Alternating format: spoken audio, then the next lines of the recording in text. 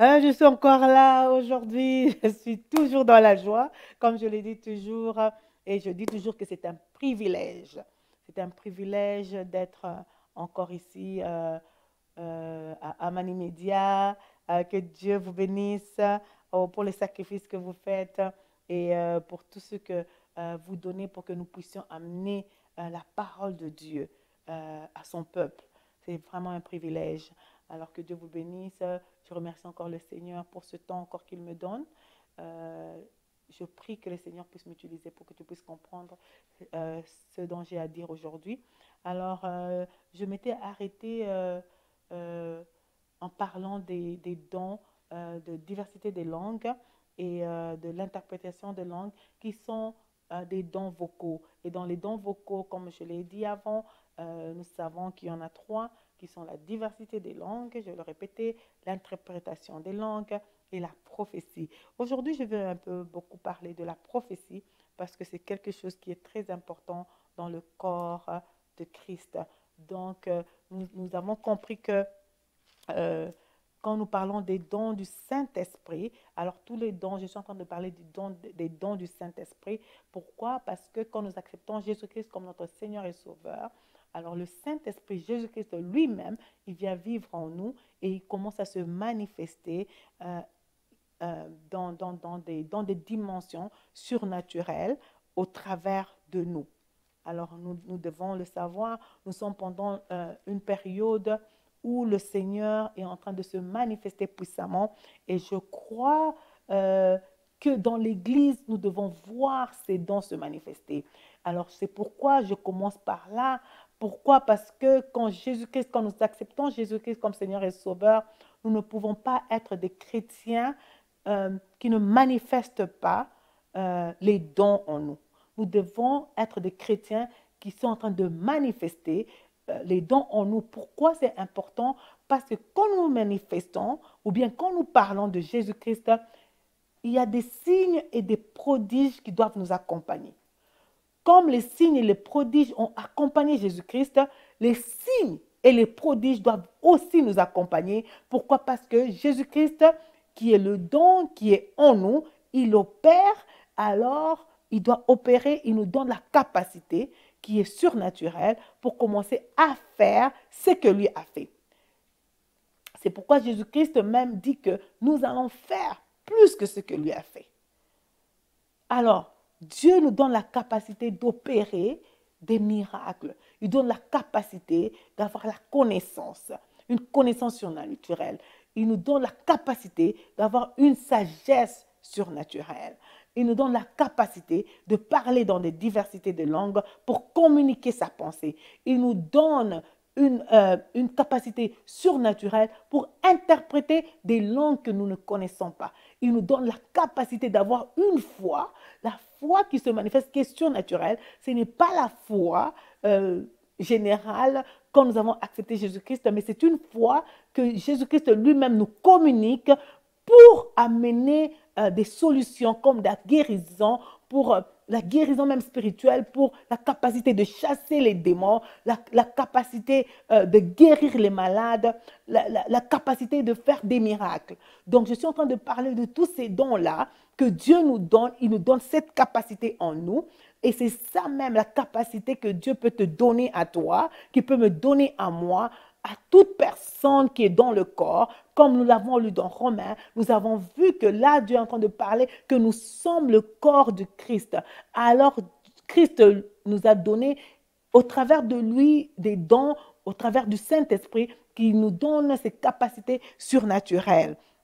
Alors, la Bible même nous dit, il ne faut pas que nous soyons ignorants. Moi, quand je lis cela, que nous soyons ignorants, ça veut dire qu'il y a beaucoup de gens qui sont dans l'ignorance. Parce que pourquoi Dieu va dire, il ne faut pas que nous puissions être ignorants. Ça veut dire que quand nous n'utilisons pas ces dons dans l'Église, ça veut dire que nous sommes ignorants.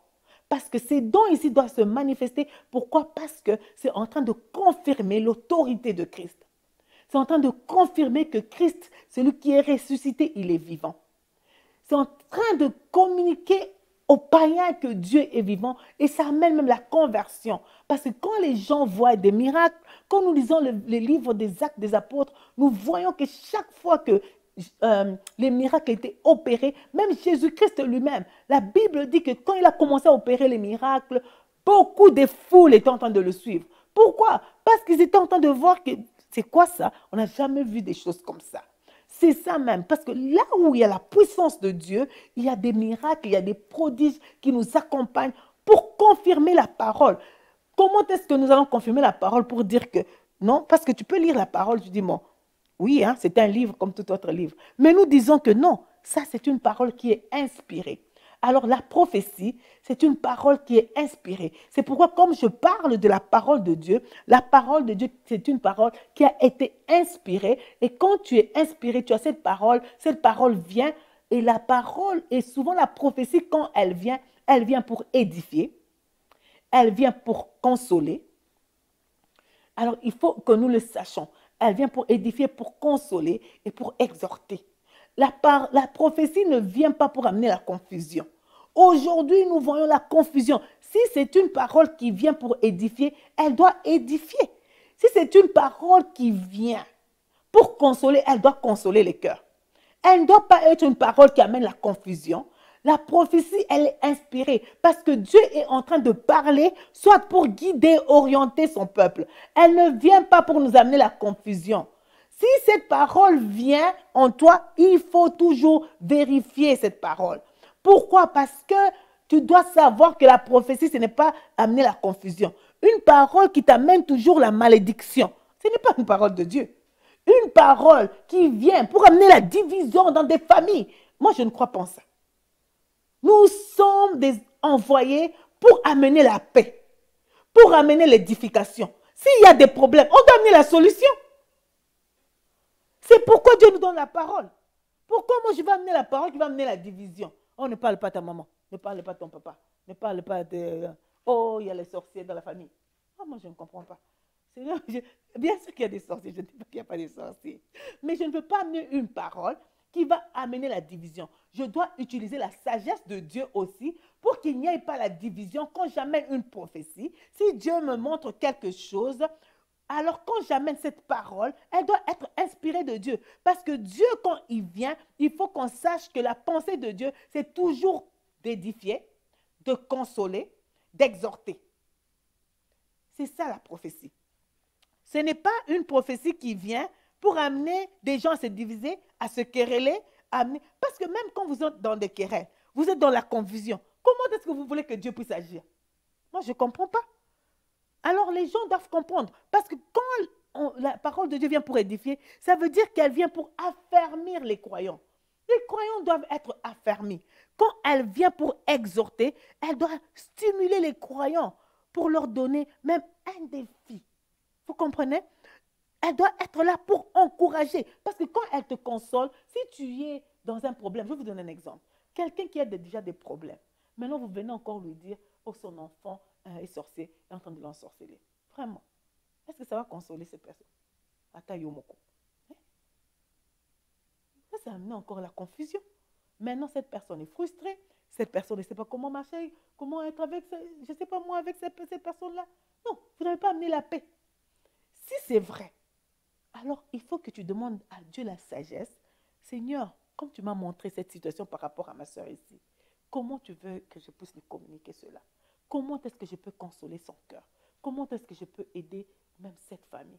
Comment est-ce que je peux aider cet enfant et aider la maman? C'est ça Dieu. Ce n'est pas une parole qui va amener la confusion totale. Moi, je n'accepte pas cette parole-là. Parce que la parole de Dieu ici nous dit, c'est clair. Ah, moi, c'est clair. On l'a lu, c'est très clair. Dans 1 Corinthiens 14, Dieu nous parle. C'est clair que la parole de Dieu, elle vient pour édifier, pour exhorter, pour encourager, pour consoler. C'est pourquoi la prophétie vient. Le don de prophétie n'a pas pour but la prédication ou non. Elle a pour but l'édification, l'exhortation, la consolation. Alors, toute parole qui vient vers toi, il faut toujours regarder, est-ce que cette prophétie a ces trois choses dedans? Amen. C'est très important. Est-ce que la prophétie qu'on m'amène, est-ce qu'elle vient avec ces trois choses dedans? Pourquoi même cette prophétie? Parce que la prophétie n'est pas là pour détruire des vies. Parce que Dieu nous parle pour que nous puissions communiquer quelque chose, pour orienter quelqu'un, pour parler. Donc Dieu nous parle au travers de la prophétie. Dieu est en train de nous parler même pour nous orienter, pour nous guider. C'est pourquoi c'est très important de toujours évaluer la prophétie. Parce que nous devons savoir, est-ce que dans cette prophétie, est-ce qu'il y a un élément humain? Parce que même l'homme de Dieu peut être faillible. Ça, il ne faut jamais l'oublier. Je vais lire quelque chose. Nous allons lire. D'abord, dans 1 Corinthiens 14, 29, la Bible dit ceci. Pour ce qui est des prophètes, que 2 ou 3 parlent et que les autres jugent. Amen. Moi, souvent, j'ai toujours dit que quand il y a la prophétie, même la personne à qui on parle doit être convaincue de la prophétie. Parce qu'il faut aussi demander à Dieu toujours qu'il y ait une confirmation. C'est très important. Il faut qu'il y ait la confirmation dans la parole de Dieu. Vous savez, chaque fois que Dieu me dirige dans quelque chose, Dieu me parle, je demande toujours au Seigneur, Seigneur, donne-moi la confirmation. Même pour commencer ce ministère, quand Dieu m'a parlé, j'ai dit, Seigneur, j'ai besoin de la confirmation. Je n'ai pas envie que ce soit moi seul. Amen. Je veux être confirmé. Et j'ai eu des confirmations. J'ai eu des confirmations. Et là, ça m'a rassurée. Parce que quand la prophétie vient et qu'il y a la confirmation, ça te rassure. Tu es rassuré. Tu peux même commencer à faire ce que tu fais. Même quand il y a des tribulations, même quand il y a des choses qui ne marchent pas, tu es rassuré par sa parole. Pourquoi? Parce qu'il y a eu la confirmation. Je vais vous donner un exemple. Vous savez, quand moi j'étais jeune, on a prophétisé sur moi, on a dit, c'était là, tu seras pasteur. Moi, mais je n'étais pas convaincue. J'ai dit, petit canal, Makambo.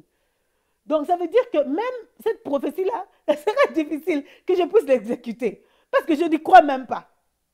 Amen. Mais en grandissant dans la parole, en étant enseigné, en étant dans l'église, quand j'ai commencé à travailler vraiment dans l'église, même quand j'étais jeune, il y a des choses que Dieu a commencé à confirmer.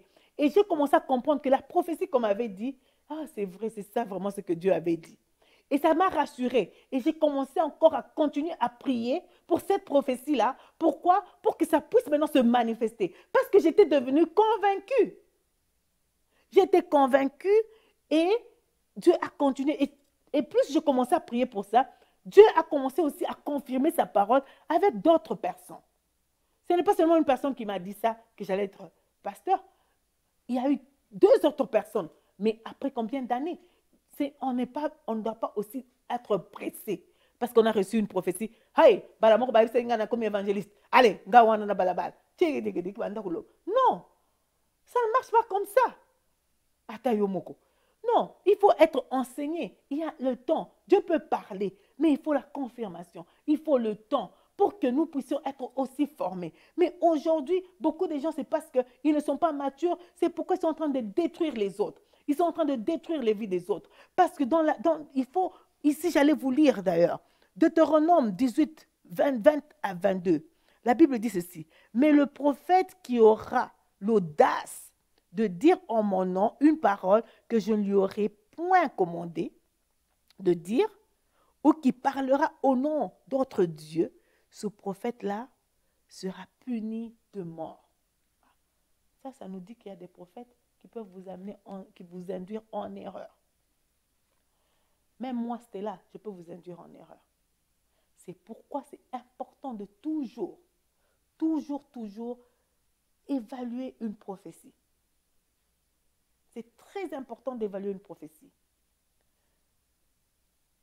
Dans Jérémie 14, 14, la Bible dit, et l'Éternel me dit, c'est le mensonge que prophétisent en mon nom les prophètes. On les appelle les prophètes. Je ne les ai point envoyés. Je ne leur ai point donné d'ordre. Je ne leur ai point parlé. Ce sont des visions mensongères, des vaines prédictions, des tromperies de leur cœur qu'ils vous prophétisent. Alors, c'est très important de toujours évaluer une prophétie. Parce qu'une prophétie, elle ne contredira jamais les Écritures. Jamais une prophétie ne contredira les Écritures. Toute prophétie devrait toujours être éprouvée par la parole de Dieu. Il faut toujours vérifier, est-ce que cette prophétie, elle est comme ça, c'est dans la parole de Dieu? Quelqu'un qui vient te prophétiser, il dit seulement que non, ta robe là, j'ai vu, il y a une parole, Dieu me montre, ta maison elle est verte, j'aime bien dire ça, ou bien ta maison elle est rouge, ok? Et puis après ça, c'est quoi? Parce que Dieu peut dire oui pour confirmer que c'est la personne, mais il faut qu'il y ait un message. Maintenant, il n'y a pas de message après. Il est seulement en train de faire du théâtre, en train de montrer du théâtre. Maintenant, ça t'édifie en quoi?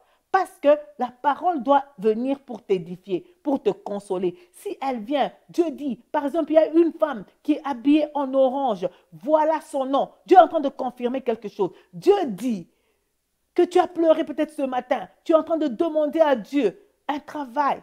Alors c'est accompagné avec une parole de connaissance parce que Dieu veut dire quelque chose et Dieu dit, continue à prier, ne te lasse pas. Alors quand il y a une parole comme ça, la personne est convaincue, waouh, cette parole est pour moi. Vraiment, c'est ce que j'ai demandé à Dieu. Alors Dieu est en train de me dire de ne pas me fatiguer, de continuer à prier. Là, on sait que Dieu a parlé. Mais il ne faut pas venir nous montrer du théâtre. Parce que ce sont les enfants de Dieu. Alors, il faut toujours évaluer la prophétie.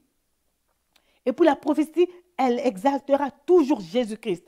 Et jamais ne le dénigrera. Jamais. Jamais la prophétie ne peut faire ça. La prophétie, ce n'est pas, oh, moi c'était là. Vous voyez, moi c'était là. Ah, moi c'était là. Non. On doit élever le nom de Jésus. Parce que comme je l'ai dit, tout ce que nous faisons, c'est pour montrer que Jésus-Christ est vivant. Les dons qui se manifestent en nous, c'est pour confirmer la parole qui est prêchée. Alors, elle doit toujours parler de Jésus-Christ. Elle doit toujours parler de lui. Elle doit parler et jamais dénigrer Jésus-Christ. Alors, chaque fois que la parole vient, il faut toujours, j'insiste, évaluer. Beaucoup de gens, ils sont toujours en train d'aller ici, j'ai envie d'écouter, non. Dieu parle, il ne parle pas en désordre non plus. Dieu parle quand il y a une direction, quand il veut consoler les cœurs, quand il veut édifier les gens. Et c'est pourquoi il parle. Et la prophétie, elle devrait témoigner toujours avec la présence de la majorité des croyants. Il faut toujours évaluer cela.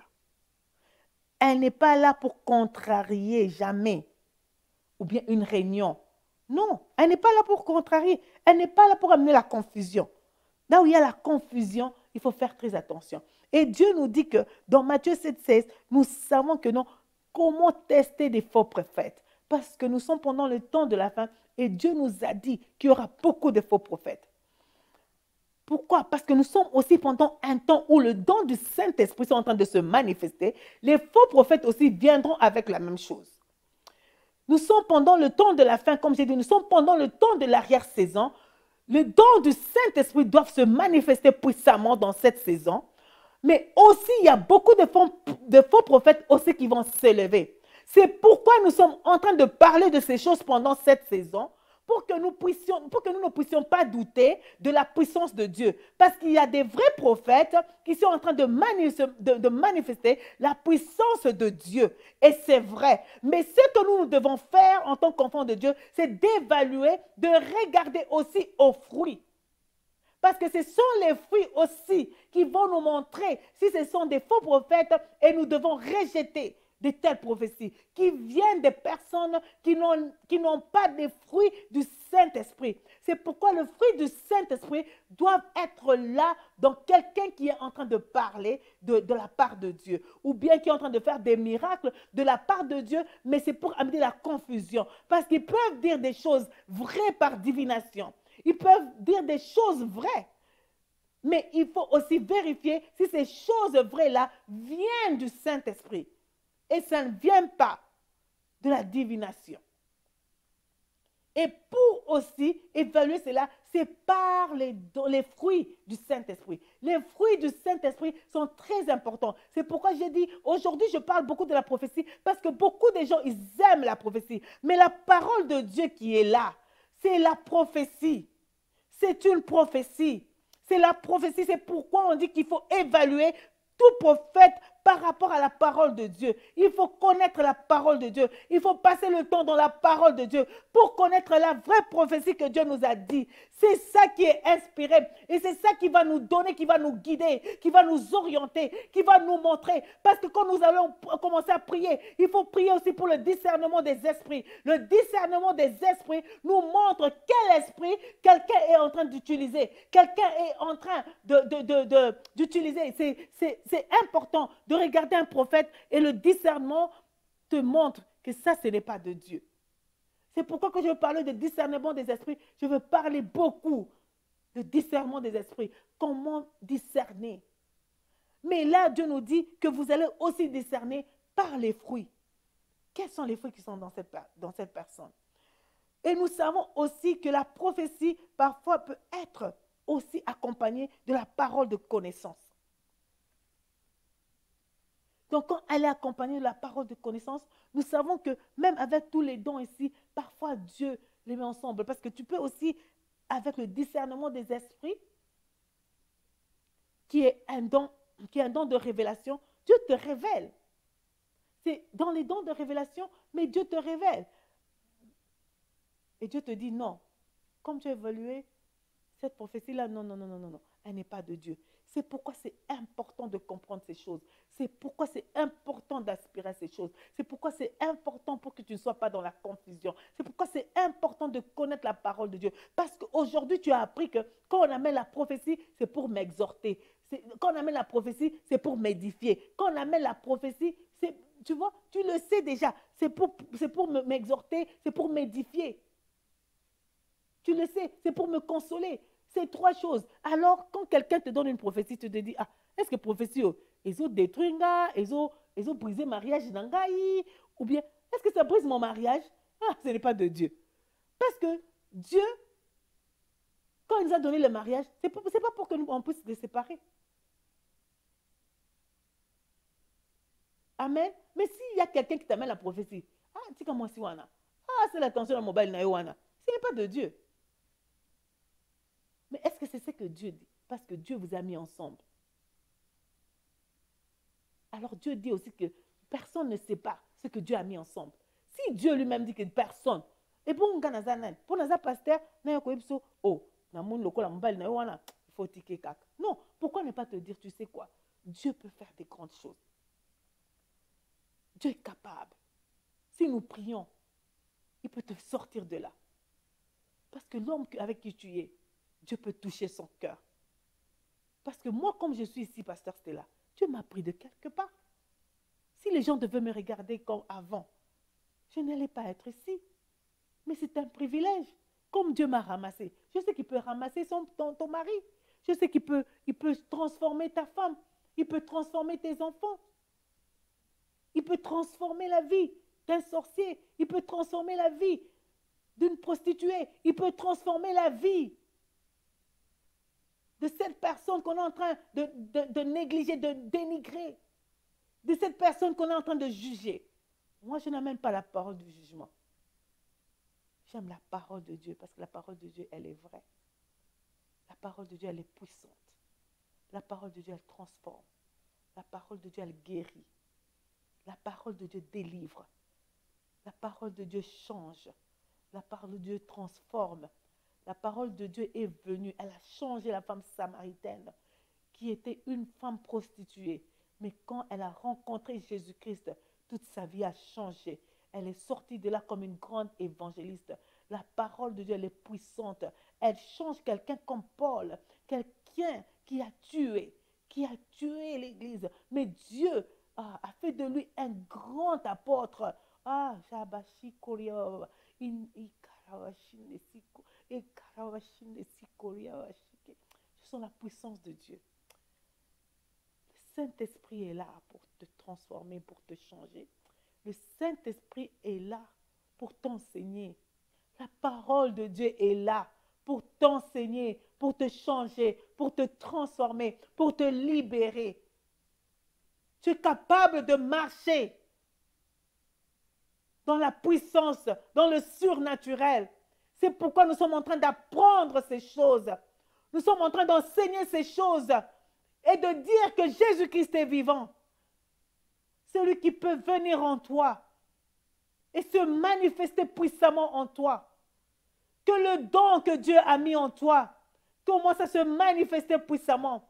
Si tu n'as pas encore accepté Jésus-Christ comme ton Seigneur et ton Sauveur, voilà le moment de l'accepter comme Seigneur, comme Sauveur.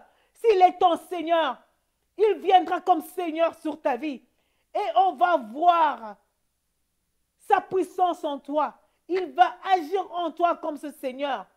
Je prie aujourd'hui qu'il soit ton Seigneur, qu'il te sauve pour être ton Seigneur, qu'au travers de toi, on puisse voir sa puissance, qu'au travers de toi, on puisse voir sa manifestation, qu'au travers de toi, on puisse voir sa gloire, qu'au travers de toi, qu'on sache qu'il est assis sur son trône, que Jésus-Christ est là, il est vivant, il peut changer toutes les situations de ta vie.